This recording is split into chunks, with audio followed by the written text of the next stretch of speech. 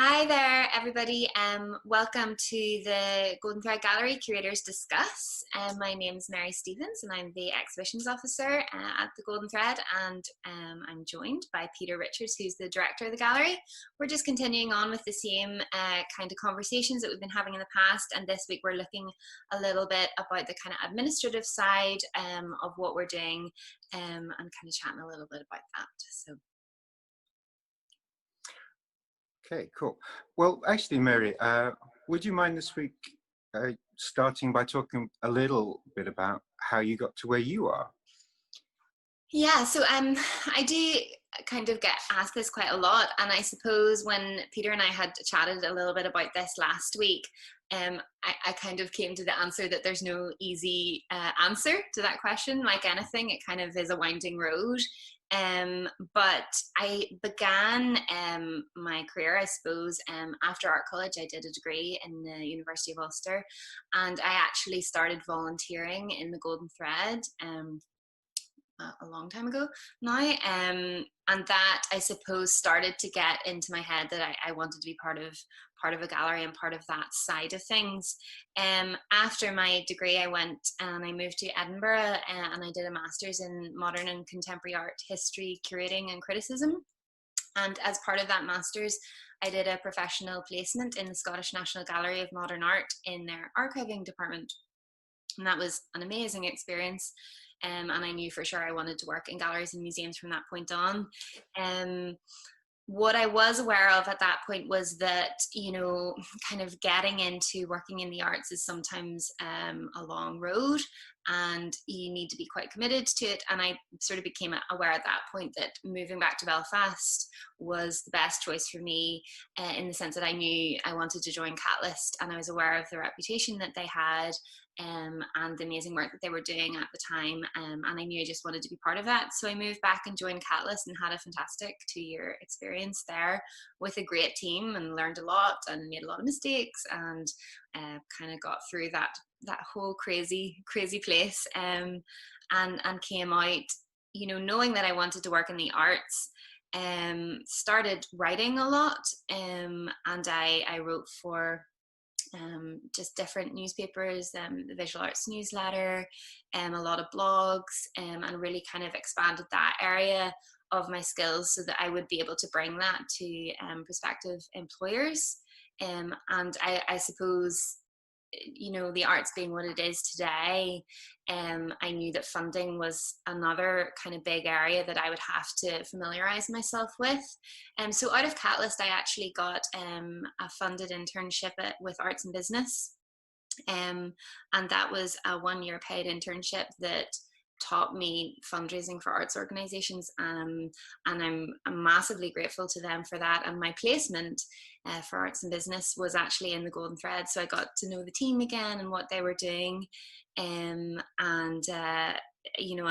another great experience, and really eye-opening and tough. Funding is hard, and it's a hard environment to actually succeed in, but it is a skill that's very useful in what we're trying to do. And then I got a job in the art, which was then the Arts and Disability Forum, is now the University of Atypical, as a business development officer.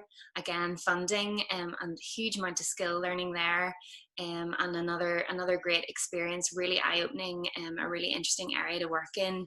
But I was always aware that I really wanted to get very much back into the kind of curatorial side of things, working directly with artists, and kind of being part of that. So, I suppose writing and funding and kind of having those skills that are available to you really strengthened and really built up, and it's not an easy road. It is tough to kind of get through all that, but it's still going, and still working in it, and yeah. Do you wanna? But your role now is quite different.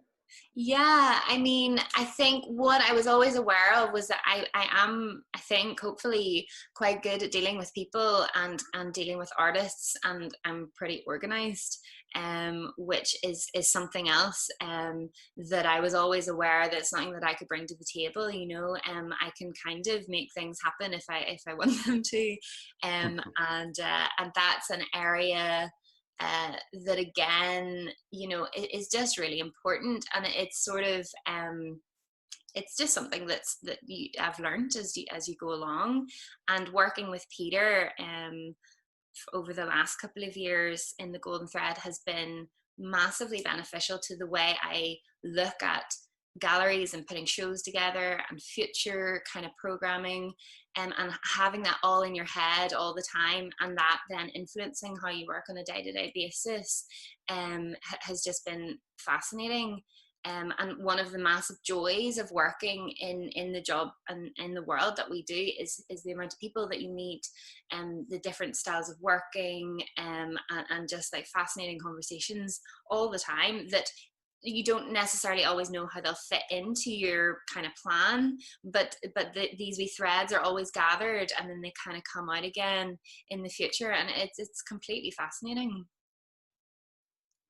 It's great, and it's been great working with you. And I was just wondering if you could maybe finish up today by sharing what you'd recommend people who want to work in the arts do. Yeah, I mean, I think you have to really love it from the beginning, and you have to be pretty determined. Getting to work in galleries it is a passion, you know, and it's part of your life. And you know, working in Catalyst, for example, that is a lifestyle. It's not something that you do for a job. It's part of your life, and your family's involved, and your partners are involved, and you know, it's a massive commitment. And I think that that's good preparation for, you know, like how you approach your work. You have to love it. It's your art, you know. But in terms of kind of building a professional portfolio, what I would always recommend is volunteering. You know, I started volunteering way back when, and that has it's made me connections. I've met loads of people. I've known how to talk to people professionally, and to start to build that network.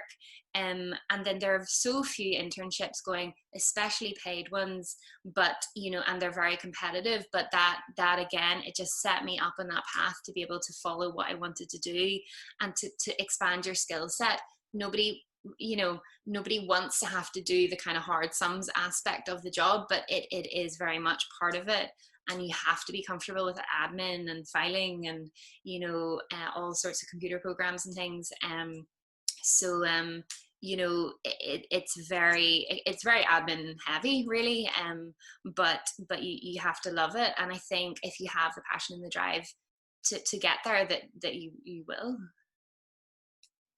Mary, I think thank you very much. Really, that's been really insightful, and yeah, thank you for sharing. All right.